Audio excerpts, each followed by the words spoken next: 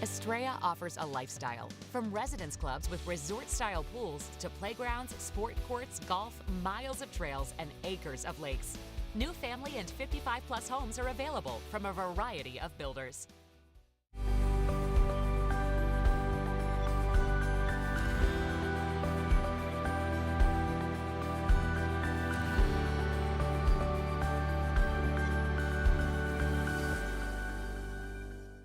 Southwest Spine and Sports, providing personalized, non-surgical biologic spine treatments as an alternative to back surgery. Dr. Michael Wolf has 26 years of experience in regenerative medicine here in Scottsdale. More information about the disc seal procedure at swspineandsports.com.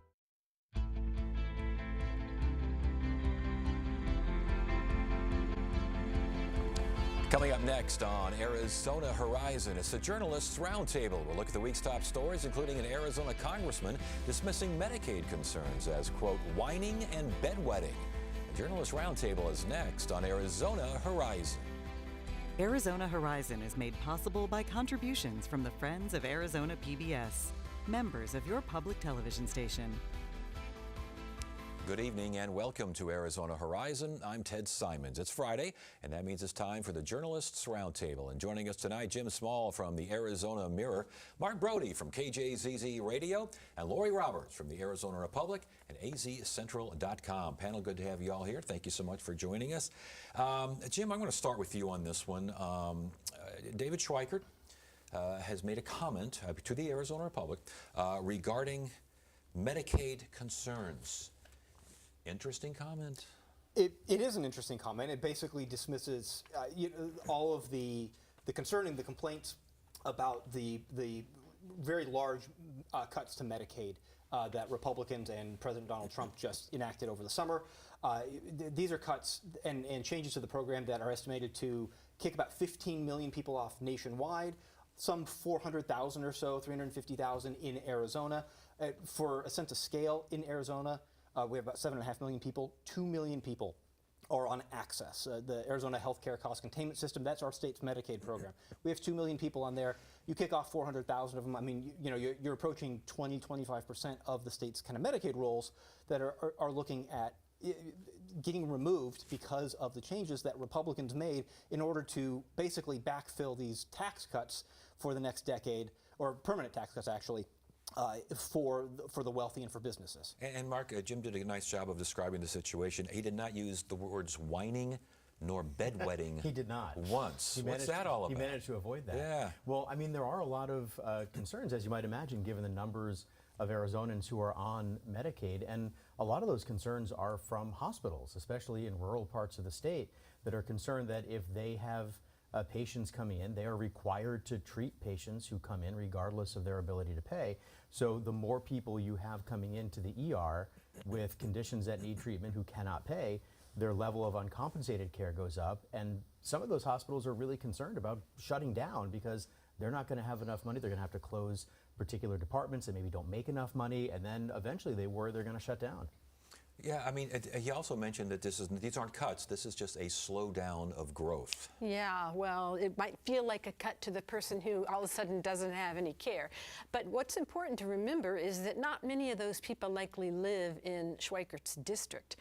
In Schweikert's district, they're probably far more interested in the fact that there are going to be some pretty good tax cuts for a lot of those people that will come, of course, from that money. I think the most astonishing thing he said wasn't about the bedwetters and the whiners, but it was about how we need to right our fiscal ship, and sometimes you just have to do difficult things.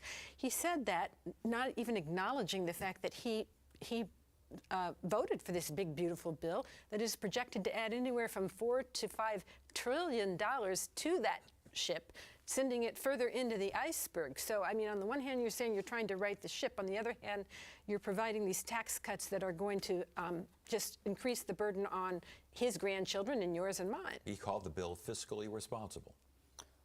I'm sure he did. He voted for it. He's got to defend it. He's going to have to go on the campaign trail and talk about it.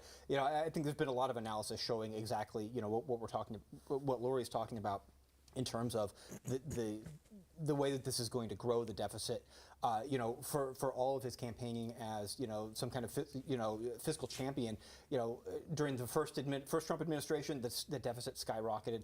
I think you're seeing a continuation of a lot of the same things, which is essentially ways to cut taxes and ways to really radically transform the social safety nets such as they existed in America as a way to basically not just avoid raising taxes, but a way to facilitate cutting taxes even further. And he also claimed that the Arizona Medicaid expansion, that it was always meant to be dialed back. That was a quote from him. Yeah, I mean, you can certainly debate whether or not it was intended to be permanent. It sure seemed like at the time there wasn't a lot of talk about it being permanent, but at the time they expanded it, there was also that trigger in there that if federal funding for the expansion population fell below a certain percentage, the expansion goes away. So there was sort of that, I guess you could call it sort of a safety valve in there. The state wouldn't necessarily be on the hook for this. But the other thing to think about is what a lot of the healthcare folks are saying, people who are sort of in the healthcare policy world, is that the fewer people who have access, who have Medicaid, they're not going to stop getting sick, right? They're just not going to be able to go to the doctor because they're not going to have insurance. They're going to have to go to the hospital.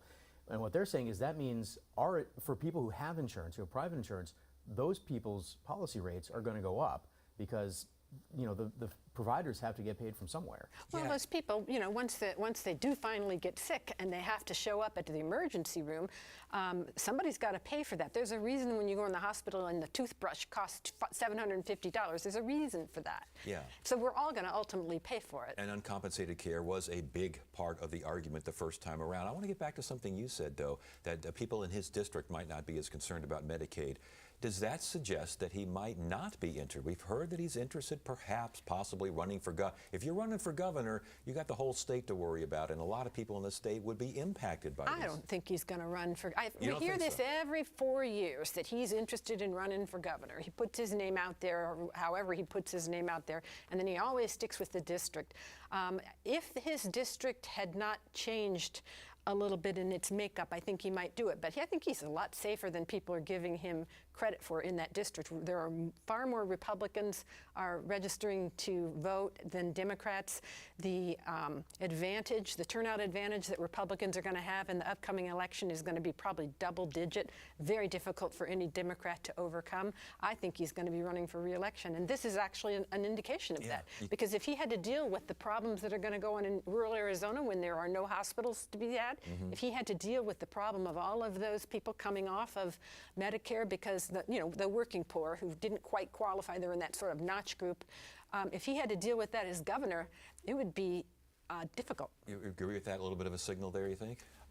Yeah, I mean, I agree with Lori's assessment there. I think we hear his name pop up for governor every cycle, and it doesn't happen. And I think there's a reason for it. I think it's a little bit of a trial balloon to see if there is going to be anyone that kind of rallies around him. And right now, there's already two prominent Republicans in the field for governor.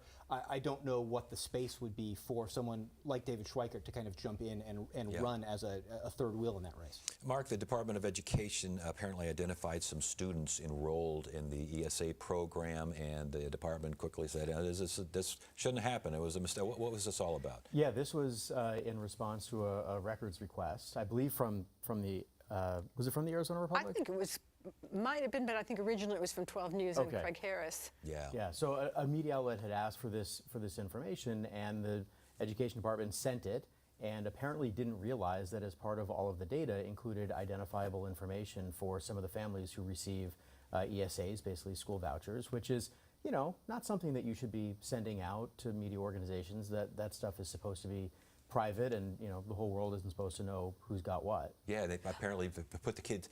There's a worksheet involved, and so many people put their an name area on the where worksheet. parents can write things, and sometimes parents write notes to themselves and that aren't intended to become public.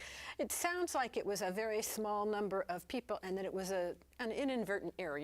We're human beings. Sometimes people make errors. What was interesting to me was the reaction of Kimberly Yee, who was running after him. She said it was a vendetta against the school choice amendment and a direct attack on a vendetta against ESA families and a direct attack on vouchers. What? I mean, you can say a lot of things about Tom Horn, but to say that he's anti-school choice is just bonkers. I would imagine that if Tom Horne looked the wrong way, his critics, Kimberly Yee most, would say, he's against vouchers. Yeah, that seems to be the way that they're going to attack him, is on vouchers. And we saw that, I think a few months ago when the Department of Education and the State Board of Education were working on the new voucher, the handbook for kind of setting the rules and the regulations and kind of the whatever guardrails such as they exist for this program. And, I think we saw folks who were in Yee's camp and kind of her allies ideologically on the school choice, the extreme part of the school choice movement, who went after Tom Horne for some of the things that they were talking about doing that were, I think ostensibly aimed at making sure people aren't spending these vouchers things on some of the things we've seen in the past, like luxury, car learning how to drive a luxury car, and grand pianos and things of that like. Yeah, and I think you also mentioned incompetence on the part of Superintendent Horne. Yeah, I mean, it's obviously not a good thing to send out confidential, identifiable information to a media organization, or really to anybody if it's not supposed to be there. But to Lori's point, it seemed like a fairly small number of people. Doesn't seem small if you are one of those people whose name and other information was included, but it wasn't made public for very long. It wasn't a ton of people, and it does seem as though it's not. Certainly doesn't seem like it was malicious. I mean, I don't know, I wasn't there, but it doesn't seem like it was anything other than an accident. Yeah, yet it probably doesn't matter. What's going on here is that you have Tom Horne, a very conservative Republican who has aggravated the ESA community and Senator Jay Kaufman in particular by suggesting that there ought to be certain kind of controls on what you can spend money on. And they don't see that as his role. Case in point, when this ESA program was 10,000, 11,000 students, when it was limited to certain classifications of students, he had 12 employees to oversee the program. Now we're coming up on 100,000 students, 90,000, 100,000 students, and $1 billion program. He has 12 people to oversee the program. So it's a very difficult position that he's in, and they don't want to give him any more authority to do that, which is why they're bringing in Kimberly Yee to try to paint him as some anti-choice guy who's secretly trying to torpedo the program. Now, there was a guilty plea from a Colorado man, I guess, defrauding the ESA of $110,000. Apparently, he was accused of getting ESA funds for 40-some-odd kids, not all of them his, oddly enough. And Horne quickly said, yep, that wouldn't have happened without our catching these guys. Does that help his street cred here? I don't know exactly what's going to help the street cred, in this Republican primary. I mean, very clearly, Kimberly Yee wants to make this all about school choice and all about the ESA program, the school vouchers, and all of it. And this is something that Tom Horne has run on in the past. It's to Lori's point. I mean, he's not been a shrinking violet on promoting school choice. I think he's talked about how he wants to use the State Department. He has run ads on TV and on social media and online, really with state money, saying, hey, you should sign up for a voucher. You should not be in a public school. You should take advantage of this program. So I don't know if this is going to or not. I mean, I think that idea, I thought that was interesting in, after those two folks in Colorado got convicted of this for not just 40 kids that weren't all there, some of them who did not exist at all. They fabricated most of these kids out of thin air.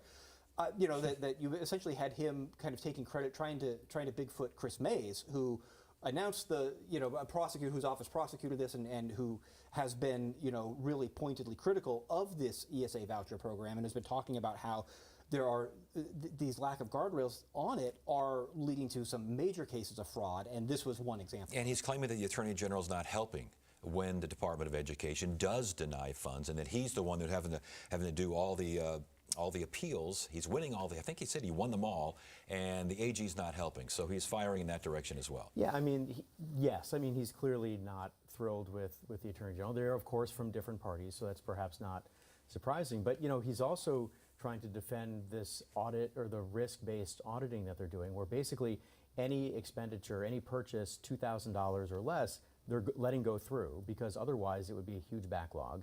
And then they're checking it sort of as they can, and if they have to try to get the money back, they try to do that. Mays does not think that's a great solution. Horne says that is the solution. So, you kind of have a difference of opinion on how best to handle it. But to Lori's point, the staff does not exist really at the Department of Education to, in a timely manner, check all of the purchases from all of the families that have all of these ESAs. And you have to wonder if that's deliberate, because the Department of Education has for several years asked for additional staff.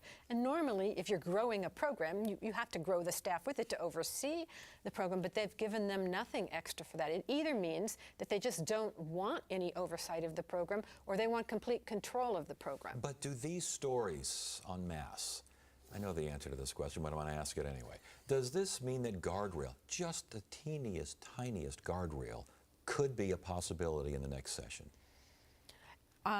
In an election year, with this Republican legislature and a governor who's been asking for guardrails for a few years, are they going to give her a victory, even a teeny, tiny, minor one? No. Yeah, that's kind of, I was kind of expecting a two-letter answer. What do you think? No, I agree. I mean, this was a point of contention during the budget negotiation in June, where the House Republican budget, if we go back in the time machine and remember we had these competing budgets, the House budget had money for staff, for more of these, for ESA administrators. And the governor's office said, we'll give you that, but we want some guardrails put on the program. We want some restrictions on some stuff. And the Republicans went, nope, never mind. You know what? We don't want it that bad. And so that was a sticking point.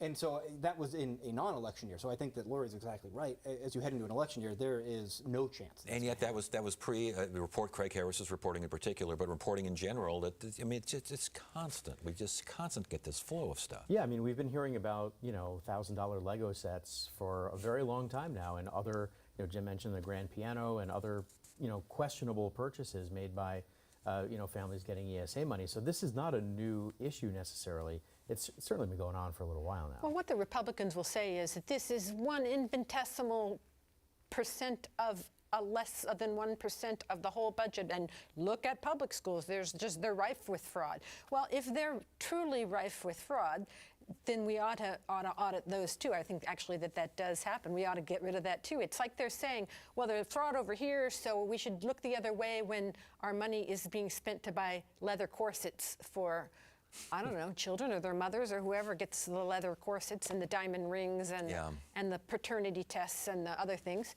But I would think that we could walk and chew gum at the same time. We ought to be willing to go after fraud in any of these programs, but they are just unwilling to concede that there is a problem here, and a potential problem that's going to get out of control if they don't do something about it. One more education story here, Jim. Apparently, gender ideology references have caught the attention of the feds, and the idea of removing Fed funding sex ed programs. They're going to have to get rid of that kind of stuff. Like I think it was $3 million here? Yeah, I was right around $3 million for Arizona. This is like $200 million nationwide, something like that. Arizona's one of 40 states, I think, that are affected by this. And yeah, this is, I think the Trump administration's continuing crusade to wipe out the idea of diversity and equity and inclusion and any reference to people who are not cishet, and whether they're queer or non-binary or transgender, and really just completely scrub that from existence as it exists in schools in America.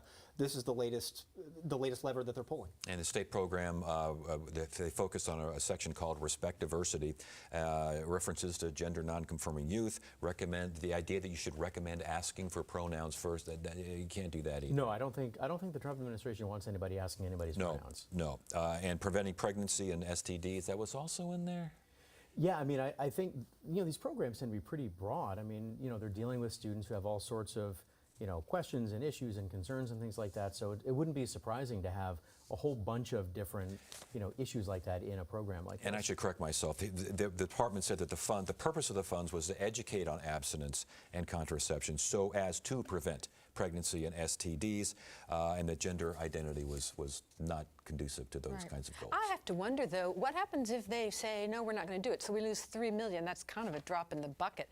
I sort of wonder if the fact that we have a Democratic administration, if that's what they might just do and say, fine. It's unclear how many children make use of this particular program. It's not the overall sex ed program in the schools. It's apparently one very limited program. So I kind of wonder if when the 60 days is up, they're going to say, "Nah, we'll just let it go."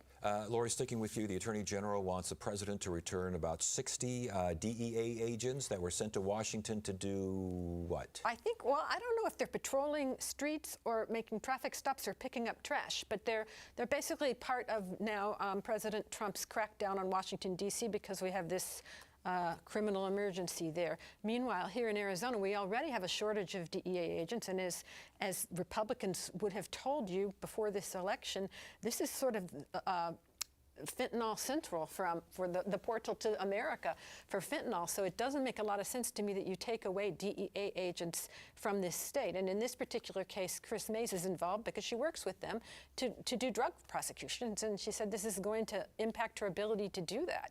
Yeah, the Attorney General increasingly taking on the Trump administration, it seems. Well, yes, I think she spent the last 6 or 7 months doing exactly that. Yeah, and this, you know, is if you kind of look at it on par, you're like, well, okay, Arizona and DEA agents seems like a really important place for them to be doing their work as a state with a lot of border crossings, you know, through the ports of entry and also, you know, not through the ports of entry, and tracking down those drugs as they're moving into the country. Certainly seems more important than whatever it is they're doing. Well, the Attorney General says it's need to do their regular jobs instead of chasing gardeners and landscapers around Home Depots in Washington. Yeah, she also said give them back now. Yes. So I mean, she's not. There's no ambiguity in what she wants here. It is politically. She's got an election coming up next year as well. I mean, what does this do for her? I mean, I'm not sure how much this particular incident does for her because, you know, as we've talked about, she's filed, 20 some odd lawsuits or joined 20 some odd lawsuits against the Trump administration. So it seems like her, you know, her cred on, you know, taking on the federal government right now, I'm not sure one more necessarily adds to that, but, you know, fentanyl is a huge issue here and around the country. And if you are of the belief that having DEA agents helps control the flow of that, it makes sense that you would, you know, want those folks to be doing their jobs here and doing that job specifically instead of whatever it is they're doing, you know, across the country. Well, from a political standpoint, I know you should never look at polls this far out from an election, but I'll talk about polls. And what you're seeing consistently in polls across the country is that independents are kind of cooling on President Trump, a little bit concerned about how far he's going on some of these issues in the area of immigration and other things. I would think that they would be ripe for the picking for somebody like Kris Mayes if she can demonstrate that she's gone after him on things like the fentanyl thing. I think most of us can agree.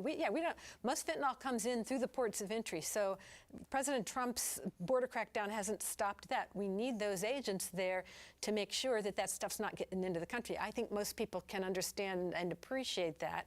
So on things like that, I think it could help marginally. But taken, as you say, overall on the 25 lawsuits that she's filed, if independents are indeed in a year, I mean, that's assuming the economy stays where it is and everything else. But if they are cooling on him, they might be ripe for the picking. Yeah, it would be hard for an opponent to suggest, it's actually a good idea to take DEA agents off the border and send them to Washington.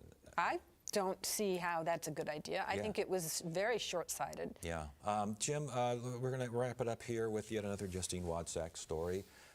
This time, apparently, she's missed a hearing in her federal lawsuit against Tucson and could be looking at contempt.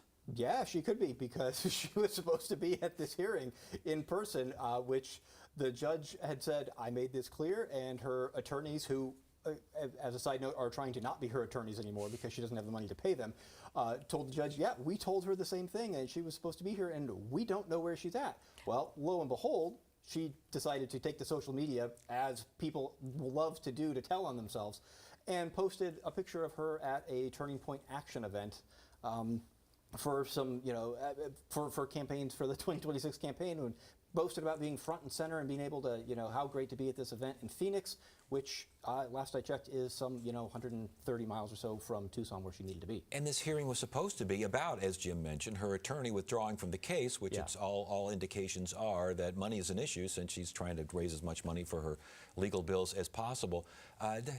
The judge was not amused. Judge was not amused, no. And there was, as Jim said, there's a possibility that she could be facing contempt. The judge has ordered her to be back in court, I think, sometime next month in September, where she has to, I think, in addition to what she was going to have to explain already, now will also have to explain why she wasn't there this week, and it's not a great look, I think. If a judge tells you to do something, generally you do it.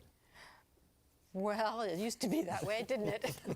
But I think you have to also remember that this hearing was canceled twice at her request. This was the third iteration of it, and for her not to, you don't thumb your nose at a judge, and you certainly don't thumb your nose at a federal judge, especially a judge who's going to be deciding if you were persecuted, quote unquote. And then go on X and say, here I am, by the way. Yeah, here I am having a great time front and center at a turning point event for getting out the vote next year. All right, and again, Jim, this is all for a glorified traffic ticket here. This is all for going for what, 70 in a 35 zone? Yes, and her assertion and claim that the Tucson Police Department conspired with local media and everyone else under the sun to tank her re-election campaign by releasing this information, I guess, when they did it, and it caused her to lose some endorsements, and she ended up losing in the primary election, I don't know, about a month or so after this story broke.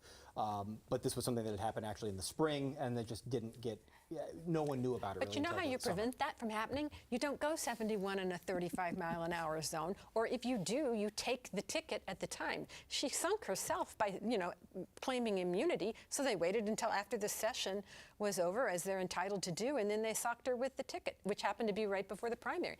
She is the architect of her own demise. Yeah, and her attorney, the attorney I think that's still working with her, says that it was a misunderstanding on her part, and that she's going through, quote, a lot in her personal life. Yeah, she said she meant no disrespect by not showing up to this. It'll be interesting to see if the judge believes that. Well, what kind of future does she have? I mean, as far as politics are concerned, can you rebound from this? He asked, knowing the answer is in Arizona, yes. Oh, sure, yeah. And there have been rumors that she lives up in the valley now, and there have been rumors that she might be looking to run for the legislature again, I think in the East Valley or Southeast Valley. So I'm not sure something like this necessarily really would tank that kind of effort. What do you think, Lori? I think she's living in Gilbert, and I think those seats are filled for the moment, but Gilbert has certainly sent their share of people of her persuasion politically. So sure, she could be back. No, I never say never. Yeah, Jim, agree? Yeah, I mean, who knows, right? Yeah. Like, I mean, I think there's a lot of ground to cover between now and then. All right, panel, good to have you all here. Lori, especially you, good to see you again, and thanks for joining us and for all your contributions over the years. We really appreciate it. Thank you. That's it for now. I'm Ted Simons. Thank you so much for joining us. You have a great weekend.